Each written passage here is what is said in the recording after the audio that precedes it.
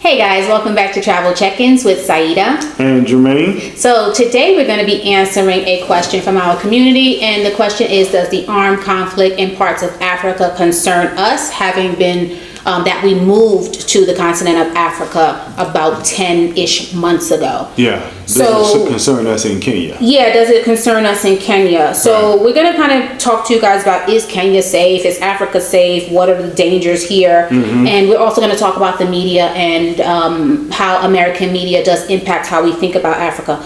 So the first thing we want to talk about is the size of Africa, because in the question there were a few things that were mentioned. They wanted to know whether the armed conflict in East and Central Africa concerns us. So first off, Africa is not a country, right? Well, so it has 54 countries in it. At this point, I think most people realize that Africa is not a country, but I don't think people realize how big Africa is. Yeah.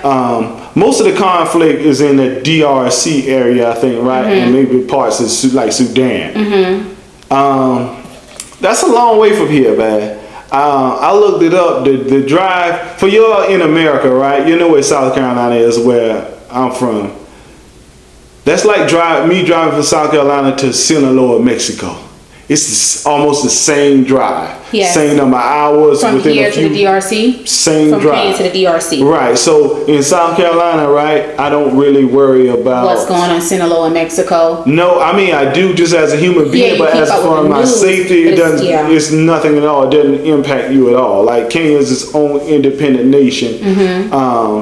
Sudan is a little closer, but still, you're talking about how many hours you think it take to drive to Sudan? 20 something. Probably so. If you want to drive? Yes, probably. Yeah, so. That's a long drive in itself. That's longer than from South Carolina to New York. That's like to Canada. Yeah, if not longer. Yes. Yeah. It takes a while, and the roads are different. Yeah, so the distance by itself makes it like almost a non-issue here. It's just as human beings we're concerned. Yes, and even like when there's things going on inside of Kenya, right? Because there are things that go on inside of Kenya. You got to think Kenya is nearly the size of Texas. So if you're down at the bottom of Texas and stuff is popping off at the top of Texas, it take you a whole day to drive that. Yeah, you're going to be a little less concerned about what's going on there. And I guess it's like, even like if you live in New York, right? The people who live in like down by Central Park or live in the city, right? They're less, in the more safer neighborhoods, they're less concerned about what's going on in the Bronx, right? The violence that's going on in the Bronx, right? And it's night and day. Right, and it's right around the corner. Right. So yeah, things can be going on in different places. But that's neighborhoods. This is different. Yes. Like these places are far. I just think people don't realize, like, even us to Nigeria, right? If I'm not mistaken, it's further than driving from one coast to the other coast in the U.S. Right. So. And I see one fact that you put on our notes is that you can fit the entire U.S., China, India, and most of Europe inside of the continent of Africa. Yeah, or 3 United States pretty much inside of it. So you got to realize how big that is. Yeah. Yes. So the size has a big bearing on the events that are happening and the distance the events are from where we are. Well, yeah, you got to think, okay, you look at Ukraine, right? And Russia, what they got going. Everybody knows about that, right? Yep. They ain't stopping anybody from going to London. And I'm pretty sure that's closer to London than all this stuff is to us.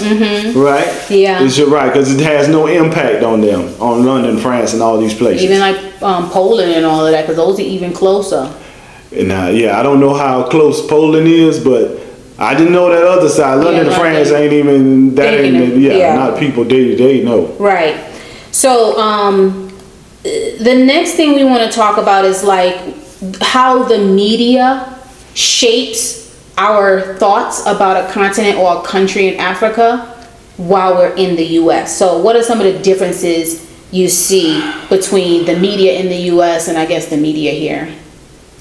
I guess the media here, right, they are, well, it still has to do with distance, right? They cover it for what it is. Like an armed conflict is like a war, right? But it's in a foreign nation. It's in another nation. So the media here is going to treat Kenya separately than it does, say, a Sudan. And when you say the media here, you're talking about the media here in Africa? Yeah, the media in Africa, they treat it different. They're like, they realize these are two different places with different armies, different borders, right? Versus a lot of times in the West, they label Africa as one place. Yeah, it's one continent, but it's huge. You're not going to say Japan and China is the same, or Japan and Thailand is the same. They're not. So what are some things that people who are considering leaving the U.S. and either visiting Kenya or traveling to Africa, what are some of the places they should look for up to the minute and accurate information about what's going on in whatever country they're going to visit?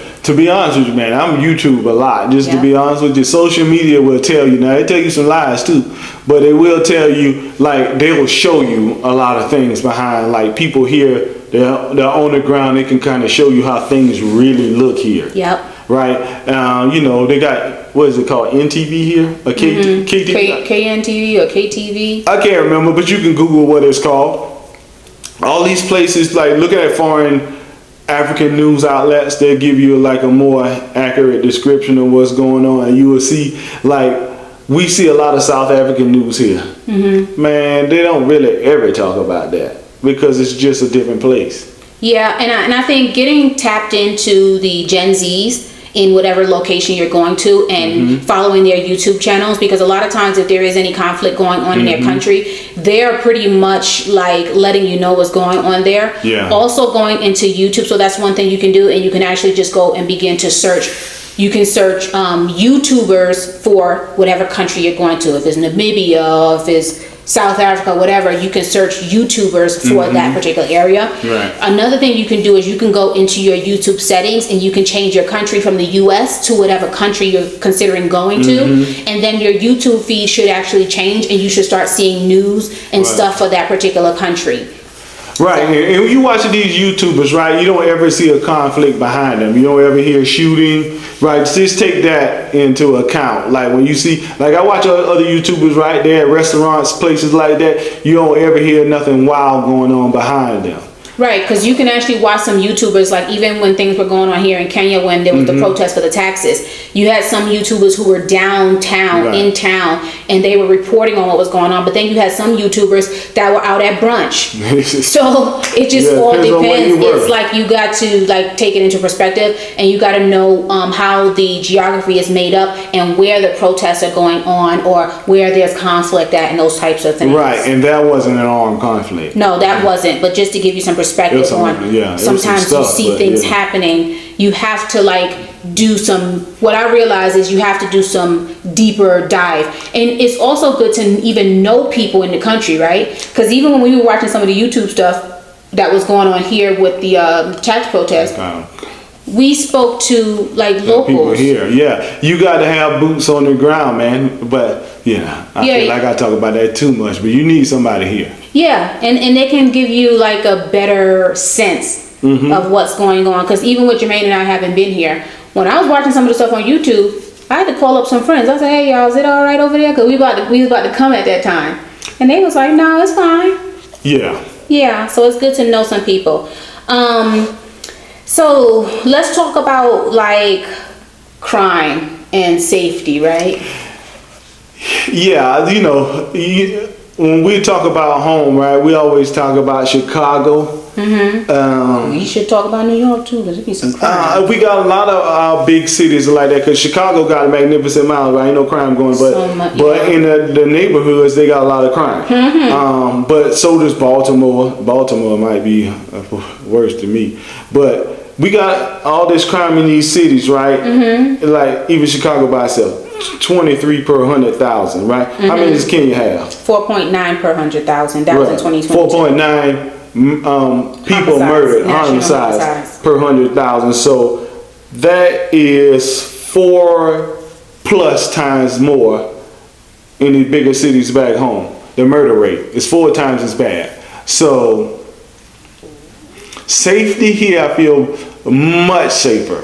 Like I don't worry about somebody sticking me up with a gun here, right? No. Somebody might stick you up with a knife if you're in the wrong place at the wrong time of night, that kind of thing, right? It's This is not a utopia. But as far as just our overall safety, man, it's easy walking through here. Yeah, for sure. And even me as an American living here, like sometimes you can watch the news and like you can hear about all of these stories that's going on in the news, and I'm talking about kidnappings and bodies found here and there. It's like the crime, the way it's presented is just different from the crimes we hear in the US. Like we don't have a lot of neighborhood kidnappings where you find the person dead. We do have kidnappings. Oh yeah, we don't really have that. But we don't just have like these kidnappings. There's a lot of kidnappings that I notice here. Yeah, when we say a lot, more than what we used to, because we used to zero. We used to hearing there's a shooting or somebody got shot up a whole place. So the crimes are just different. But again, when you talk about crime, right? Everybody always says Chicago and the murder rate. Mm-hmm. One of the nicest cities in the States is Chicago. Yes, that Chicago's pizza, beautiful. that food. Yes, it's just the where hotels, you are. Yes. Like you said, the down by the Magnificent Mile. It just all depends. Yeah. Where you're at. But overall, the city is much safer. Right, and so I guess the question would be, like, some people are just avoiding Africa, right? And my thing is, would people or tourists avoid visiting America because of the crime in one U.S. city? Who's avoiding Africa? Because let me tell you something. I see people down here in these tourist places. They fool y'all. People fool y'all. Now, we see tourists here. They not even fool y'all. I don't know. You fooling yourself. These people are coming. Just to be honest with you, Yes. I see people here all the time. Yes, we see tourists here all the time. All the time. There's tourists everywhere you go. Everywhere. Groups of tourists of all nationalities. Them boys still coming over here looking for these young ones too. I don't mean not necessarily no kids or nothing. I ain't talking about nothing illegal. But y'all know what I mean. Them boys coming for these. And we talking of all different nationalities. All different nationalities. So let's answer some questions for number 5. What most Americans don't know about travel in Africa? Okay, Germaine, is it safe to walk around Nairobi? Easy, yes. We walk around Eastland. Eastland, it's not really Eastland. We don't go to Eastland like that. Haven't been to Eastland yet. We're in the Westland. Walk around there easy. So I've never felt like unsafe. Only thing I feel is stairs, but that's up in the whole country, so that's nothing to me. But do I feel like somebody going to do something? Nah. No. Can Americans drive here or Uber around here? Is it safe? Uber? Yes. Easy. I'm never driving here. This traffic is crazy. Driving is wild, y'all. Yeah, driving is a little wild now, but you're not used to this kind of driving. Like, how many traffic lights have you seen? It's probably like 10 traffic lights in the whole major parts of the city, or you got to be over there where a lot of expats, UN people live. Now they got the traffic lights over there. It's more orderly over there. But when you start, like people say, when we live in Westlands, it's not Kenya. Oh, it's enough for Kenya for me. It's enough for me, yeah. Over this driving here is get in where you fit in. That's what it boils down to. Yes, but when we go to Gigiri or we go over by Two Rivers, there's just more traffic lights. Everything is more orderly. But these people get through though. Yes. They get right on out of here. But I'm just telling you, the traffic's different. So me driving, no. So Germaine, are the hotels, resorts, and Airbnbs, is it safe? Is it a safe type of housing? Especially the hotels, man. Can you get any safer? Man, you can't even get into these hotels unless you know somebody in there or you got an event in there. You can't just, or you know that there's a restaurant in there that the public can access. Otherwise, you just can't even come in there. We don't have armed guards, right? No. But first of all, you staying here, right? Person got to have a key to get to your floor. Yeah. And if somebody just break in here, they can't really just get up here. They got to use the stairs. By the time they here, you be out the door somewhere. So it's really safe here in the hotels. Even the Airbnb, they have these big iron gates. If you've never been here, you can get in a building in the Bronx easier than you can get in a building here. You can get in a building almost anywhere in the States easier unless you're behind like the rich gate. Like even if you live in a subdivision here or an estate, right? It's easier to get in our subdivision in the U.S. than it is to get into these estates. We don't got no gate. I was gonna say, you just drive in. All kind of people be coming in. We be like, no solicitation. They still come in. Here they be like, excuse me, who do you know here? Exactly. Right. So it's much safer. And if we stay away too long, they be done forgot us. But a lot of times they don't. But sometimes they do. I've been in friend house 10 times. Sometimes they still say, who you come to see? It's true. Same person. So another question: do Africans hate Americans? No, I would say like this, right? It's probably some Africans do hate Americans. Some Americans hate Africans, but that's not the majority. Even if you're African, most Americans don't hate you. Most Africans don't hate you. Don't let one or two people from any place just tell you the whole population hates somebody. Nah, I don't have no problem with nobody in that. I haven't had a problem in Africa yet with that kind of thing. If anything, I've seen Africans or Kenyans be surprised that as far as like how Germaine and I conduct ourselves, they're like shocked that Black Americans are civilized people based on what they've seen in media. Well, I realize a lot of people think African Americans coming over here thinking we're better than everybody. I haven't met one yet that thinks that. We're used to a different kind of life, and we want it. Right. And if we see it, we don't wonder why I can't have it. It's right here. Yeah. Why is or somebody if else it's have not it? here, we Why say. It's not here? And this is my thing. Germaine and I were talking this morning. Like when we go around and we see the Asian community here in Kenya, we see the Indian community here in Kenya. They've bought all of India to Kenya. They've bought all of China to Kenya. They got their own restaurants here. That food be blazing sometimes They got too. their own communities here. Like from what Kenyans tell us, parklands belong to the Indians. So my thing is, when we come over here as Black Americans, why are y'all trying to set us to a lower standard and say we need to accept what's here? Well, we want to put bring ourselves to a lower standard sometimes. Not me. Too. That's why I say I'm gonna have my air conditioner and everything else I think I want. I always say if you combine Africans and African Americans, boy, It's gonna be a powerhouse. Like you can't just say. Like if you're gonna say that to Black Americans, oh, why y'all want to bring everything? Like every other culture is bringing up their thing here. When I go over to Karen and I see all the European Westerners, they've bought America and the UK and London and all the places that's over there in Karen. Like you feel like you're in America over there sometimes. Yeah, I'm not trying to bring all of America here. No, but if it's a certain thing that I think would be a benefit to me, I'm gonna bring it. Yeah. And like I said, And keep the same kind of energy. To others too, right? Because it's all to benefit. Like we are outward-facing people. It's not like always what I need. Sometimes I think stuff is better for people. And understand, folks, that everything is not the same. Meaning, just because you have a thing here and they have the same name thing in the U.S., don't automatically think it's the same, because it's not necessarily the same. Just like the food here. There are tomatoes here and there are tomatoes in the U.S. The tomatoes here are more exceptional than the non-organic tomatoes in America. And I'm not going to pretend that American tomatoes are better than the fresh organic tomatoes here. Well, Same thing with products. Same thing with products. Yeah. Things are different in different places. Yeah. So, what do locals really think of African Americans, Germaine? What do you think? For the most part, right, it's some misconceptions. Like we say, I think some things we think we're better than others. But as I talk to people, right, as I talk to like natural born Kenyans, we got a lot of similarities. We actually laugh about some of the similarities, but it's some stuff different, especially if you were raised out in like the village. We got a lot of friends towards the Lake Victoria, right? Victoria, yeah, we got a lot of friends who were born and raised out there, and they tell us about the life out there. I mean, once you get to know people, man, everybody's cool. Okay, okay. Yeah, go ahead. I'm sorry. Yeah, I'm good. So, let's talk about the narrative, the fear versus reality, right? What would you tell somebody who's scared to come over here, like an American who's I would scared say don't be. I say what you can do is, again, talk to somebody here. Sometimes it might cost you $20, $30, but so what, right? People got their time. If you don't want to talk to nobody, this is the thing, you could not come.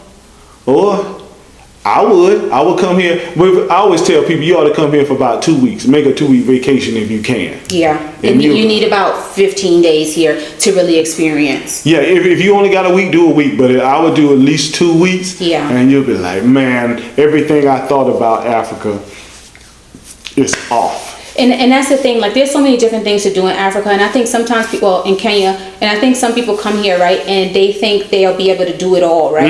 You can do it all, but if you do it all, you're going to have to be running the entire 15 days. You're not going to enjoy it. Because Kenya, no, we enjoy it when we come. Man, I was so tired coming back. But we be tired. But then again, we older too now. than we used to be. Okay, when we came here, it was almost 10 years ago, right? When I went home, I couldn't sleep for a whole month. Because that was the time difference and all of that. But what I'm saying is, right? That's not true. Could they squeeze in Nairobi, something like Mombasa? Mombasa, try out the SGR, go to the Masai Mara? Could they experience all those things in 15 days?